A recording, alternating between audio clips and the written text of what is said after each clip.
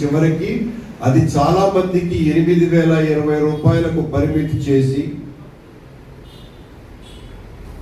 పెన్షన్లలో 5 లక్షల మందికి కోత విధించి 4,000 రూపాయలు ఇస్తానని చెప్పిన తర్వాత ఇప్పటికీ 5 లక్షల మందిని కోత వేసినారు. మళ్ళీ ఈ నెల మరొక 1 లక్ష మందికి కోత వేసినారు. ఏదో ఒక రకమైన విధి విధానాలు రూపొందిస్తున్నాము, అనర్హులున్నారు అన్నటువంటి నెపంతో లబ్ధిదారులైనటువంటి వాళ్ళకందరికీ కూడా లబ్ధి కలిగించకుండా అటు పెన్షన్లు ఇటు తల్లికి వందనం ఈ 2 కార్యక్రమాలలో కూడా అత్యంత దారుణంగా కోతలు విధించారు. ఆడబిడ్డ నిధి లేదు. రైతు భరోసా 20,000 రూపాయలు ఇస్తానని చెప్పాడు. ఇప్పటికి 40,000 రూపాయలు ఇచ్చి ఉండాలా, ఒక్క పైసా కూడా ఇవ్వలేదు. యువతకు ఉపాధి దొరికేంత వరకు 3,000 రూపాయల వృత్తి ఇస్తానన్నాడు, ఒక్క రూపాయి ఇవ్వలేదు. ఆరోగ్యశ్రీ పూర్తిగా సర్వనాశనం చేశాడు. 25 లక్షల రూపాయల పరిమితి విధించి అందరికీ పేదవాళ్ళైన ప్రతి ఒక్కరికి కూడా ఉచితంగా వైద్యం కల్పిస్తాము అన్నటువంటి ఆ పెద్ద మనిషి ఈ రోజున ఆరోగ్యశ్రీ బకాయిలే కొన్ని వేల కోట్ల రూపాయలుగా మార్చేశాడు. ఫీజు రీఎంబర్స్మెంట్ పథకాన్ని పూర్తిగా సర్వభ్రష్టత్వం చెందించాడు. ఇలా చెప్పుకుపోతే 1 కాదు 2 కాదు, మొత్తం అన్ని హామీలు మీ జగన్మోహన్ రెడ్డి ఇప్పుడు ఇస్తున్నటువంటి హామీ పథకాలను దేన్ని రద్దు చేయను, అంతకంటే చాలా బలంగా ఆ సంక్షేమ కార్యక్రమాల్ని తీసుకువెళ్తాను, మరో 2.5 లక్షల కోట్ల రూపాయలు అదనంగా నేను సాయం చేస్తాను అని ఈ చెబుతూనే ఆయన పవన్ కళ్యాణ్లు ఇద్దరు కలిసి ప్రతి పేదవాడికి ఒక బాండ్ రాయించినారు. ఫోన్ల ద్వారా ఓటీపీతో నంబర్ ఇచ్చి ఆ ఓటీపీ నొక్కిన తర్వాత అదిగో మీకు అంటే మీ ఇంట్లో 4 పిల్లలు ఉంటే 4కి 15,000 వస్తాయి, మీ ఇంట్లో నిరుద్యోగ భృతి ఎంత వస్తుంది, మీ ఇంట్లో మరొక పథకం ఎంత వస్తుంది, ఆడబిడ్డకు నిధి ఎంత వస్తుంది అని చెప్పి స్వహస్తాలతో ప్రతిజ్ఞ చేస్తున్నాం, ప్రమాణం చేస్తున్నామని దాదాపు 2 కోట్ల మందికి ఈ బాండ్లను అందించినారు ఫోన్ల ద్వారానే. ఆ బాండ్లు ఏమైనాయో, ఆ హామీలు ఏమయ్యాయో, ఇంత పచ్చి మోసం చేసి జగన్మోహన్ రెడ్డి ఇచ్చేదేంటి, నేను ఇంతకంటే చాలా రెట్లు ఎక్కువ ఇస్తానని చెప్పిన పెద్ద మనుషులు అధికారంలోకి వచ్చిన తర్వాత ఇప్పటికి వాళ్ళు చెప్పినటువంటి పథకాల ద్వారా మాత్రమే, అది కూడా సిలిండర్లు బస్సు 2 కాకుండా 75,000 కోట్ల రూపాయలు సహాయం చేయాల్సినటువంటి చంద్రబాబు నాయుడు గారు కేవలం 7,000 కోట్ల రూపాయలు మాత్రమే ఈ సంవత్సర కాలంలో లబ్ధిదారులకు అందించినారు. అంటే దాదాపు 68,000 కోట్ల రూపాయలు ఆయన చెప్పినటువంటి మాటల ప్రకారమే బకాయి పడ్డారు. ఈ బకాయి మోసాన్ని మన ప్రజల్లోకి తీసుకెళ్ళాలి. అదే మన జగనన్న 2014 ఎన్నికలలో కూడా చంద్రబాబు నాయుడు గారు రైతులకు మొత్తం అంతా కూడా వాళ్ళు చేసినటువంటి అప్పంతా కూడా నేను మాఫీ చేస్తానని చెబితే జగన్మోహన్ రెడ్డి గారు ఆ రోజు మిగతా చాలా హామీలు ఇచ్చి ఈ హామీ మీరు చెప్పాలా, చెప్పితే మనం ఖచ్చితంగా అధికారంలోకి వస్తాము అంటే 85,000 కోట్ల రూపాయల అప్పును మాఫీ చేయడం అన్నది మన బడ్జెట్ ప్రకారం సాధ్యం కాని పనన్నా. అంత పచ్చి అబద్ధం చెప్పి మనం ఓట్లు గుంజుకోకూడదు, మోసం చేయకూడదు ప్రజలకు అని అధికారం 1,00,000 ఓట్లతో కోల్పోయినాడు. కేవలం 1,00,000 ఓట్లతో 2019లో అధికారంలోకి వచ్చిన తర్వాత 2,80,000 కోట్ల రూపాయల ఆర్థిక సహాయాన్ని, అది ఫీజు రియంబర్స్మెంట్ కావచ్చు, పెన్షన్లు కావచ్చు, వాళ్ళకి ఇవ్వాల్సినటువంటి 15,000 రూపాయలు కావచ్చును, ఇలా వీటన్నింటికి అది కూడా జగనన్న ఇళ్ళు కాకుండా ఆ ఇళ్లకు మరో 55,000 కోట్ల రూపాయలు ఖర్చు చేశాడు.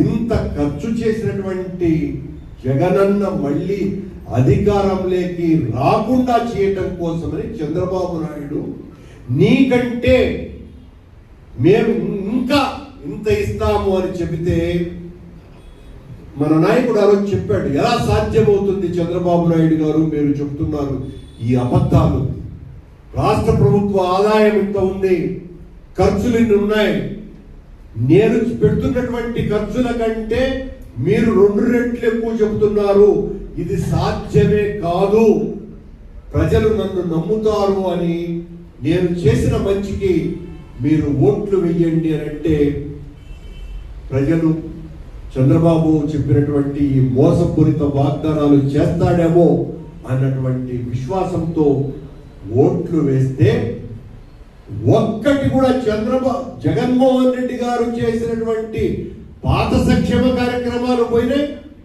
కొత్త సంక్షేమ కార్యక్రమాలు ఒక్కటి లేవు. నేను అన్నీ చేసేసానని మొన్న పత్రికా సమావేశంలో మాట్లాడుతున్నాడు. మళ్ళీ ఇంత మోసాన్ని, ఇంత గట్టి కార్యకర్తల సైన్యము, బలము, ఒక గొప్ప నాయకుడి అండా ఉన్నటువంటి మనం ప్రజల పక్షాన నిలబడి ఈ చంద్రబాబు చేస్తున్నటువంటి ద్రోహాన్ని తెలియజెప్పటం కోసమనే రీకాల్ చంద్రబాబు నాయుడు మేనిఫెస్టో అన్న పేరుతో చంద్రబాబు నాయుడు మీ మేనిఫెస్టోను గుర్తు చేస్తూ అన్న ఈ కార్యక్రమాన్ని జగన్మోహన్ రెడ్డి గారు మనల్ని ప్రతి ఇంటికి తీసుకువెళ్ళి, ఇదిగో మీ ఇంటికి ఇంత వచ్చి ఉండాలి, చంద్రబాబు చెప్పిన ప్రామిస్ ఇది, కానీ మీ ఇంటికి ఏమన్నా వచ్చిందా అని మనం చెప్పాల్సిన బాధ్యత మన మీద ఉన్నది. ఈ రోజున ముఖ్య నాయకులతో చేసినారు, రేపు ఒక వారం 10 రోజుల్లోనే మొత్తం అన్ని మండలాలలో ఈ కార్యక్రమం జరుగుతుంది. మీ నాయకుడైనటువంటి వెంకటగౌడ్ గారు అన్ని మండలాలలో తిరగాలి, ఆ తర్వాత ఆ సర్పంచ్ స్థాయిలో కూడా ఈ కార్యక్రమం జరగాలి. తను మంచి కార్యక్రమం, ప్రతి ఇంటికి కూడా ఒక కరపత్రాన్ని తీసుకువెళ్ళి చంద్రబాబు చేస్తున్నటువంటి మోసాన్ని ఎండగట్టేటువంటి కార్యక్రమాలు ఏదైతే ఉన్నాయో, జగనన్న చేసిన మంచి, చంద్రబాబు పవన్ కళ్యాణ్లు చేసినటువంటి మోసమే కాదు, ద్రోహం, పచ్చి దగ, వంచన, దీన్ని మనం అందరం కూడా ప్రజల్లోకి తీసుకువెళ్దాం.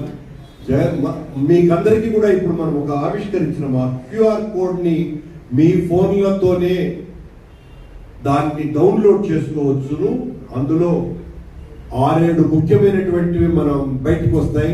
చంద్రబాబు ఇచ్చినటువంటి హామీలు, చంద్రబాబు తను ఏమేమి దీని స్క్రీన్ మీద చూపిస్తాను ఇప్పుడు ఆ కార్యక్రమం. అట్లాగే జగనన్న పత్రికా సమావేశంలో దాని గురించి మాట్లాడినటువంటి మాటలు, ఇవన్నీ కూడా మీరు ప్రత్యేకంగా డౌన్లోడ్ చేసుకోవడమే కాకుండా మొదట స్క్రీన్ మీద చూసి ఆ తర్వాత ప్రజల్లోకి మనం ఈ మోసాన్ని, దగాన్ని వివరించాలని కోరుతూ థ్యాంక్ యూ. వాటిలో మన నాయకుడు జగన్మోహన్ రెడ్డి గారు మన ప్రెస్ మీట్ లో మాట్లాడిన మాటలు ఇప్పుడు 2 మాటలు ప్లే చేస్తాం. అందరూ దయచేసి కూర్చుంటే తప్ప కలిపి వెనుకున్న వారికి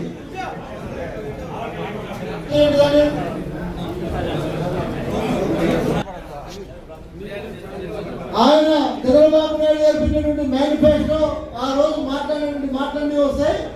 ఇవన్నీ కూడా మనం ప్రతి ఇంటికి ఈజీగా తీసుకోకపోవచ్చు. కాబట్టి ఇప్పుడు చంద్రబాబు నాయుడు గారు ఎన్నికల ముందు ఇచ్చినటువంటి మేనిఫెస్టో ప్లే చేయనా బాబు.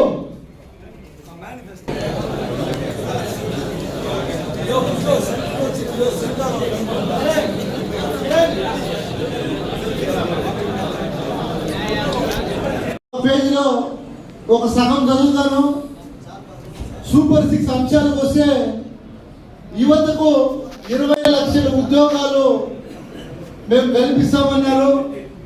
నాకు తెలిసి ఇచ్చినటువంటి ఉద్యోగాలను కూడా తీసేసినటువంటి ఘనత ఇప్పుడు చంద్రబాబు నాయుడు గారిదేమో జగన్మోహన్ రెడ్డి గారు ఇచ్చేటువంటి ఉద్యోగాలను కూడా కొన్ని తీసేసినటువంటి ఘనత చంద్రబాబు నాయుడు గారిది. ఈ 20 లక్షల ఉద్యోగాలు గాలికి వదిలేశారు.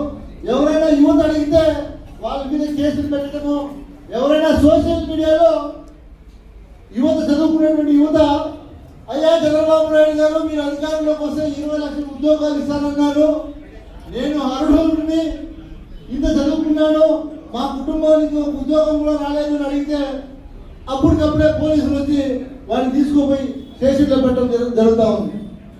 అదేవిధంగా పొరపాటుగా మీ ఇంట్లో ఉద్యోగం రాకపోతే నెలకు 3,000 నిరుద్యోగ వృత్తి అని చెప్పారు.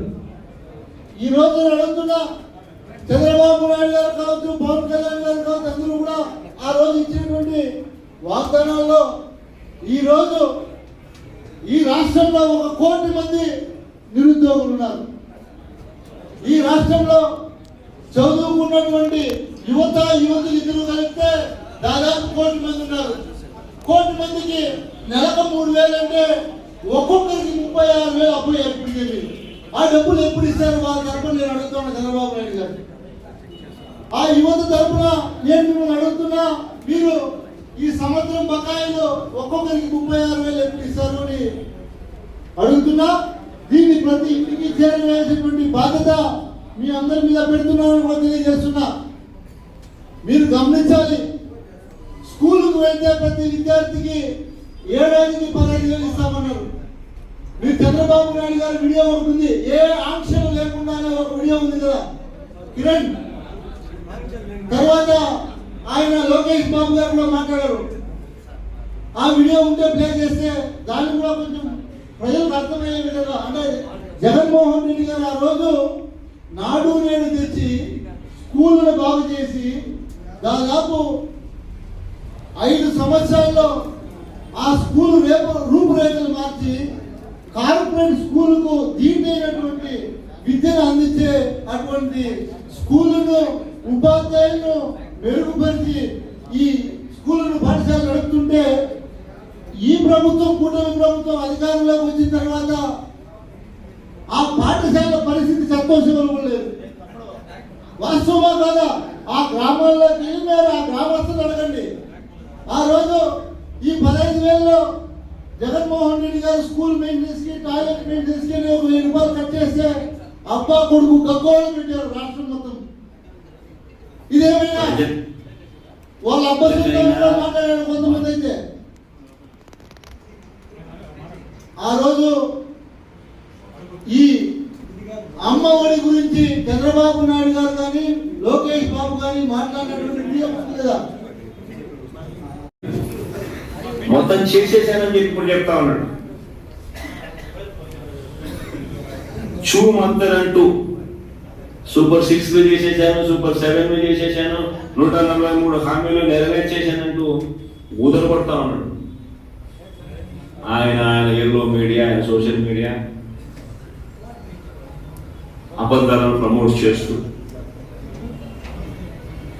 ఎవరైనా సూపర్ 6 ఏమైంది అని అడిగితే, ఎవరైనా సూపర్ 7 ఏమైంది అని అడిగితే వారి 4 మందం అంటాడు అని బెదిరిస్తారు. మన వాళ్ళు కూడా ఎవరైనా అడిగితే కూడా నీ 4 మందం అని ముందే బెదిరిస్తా ఉన్నాడు.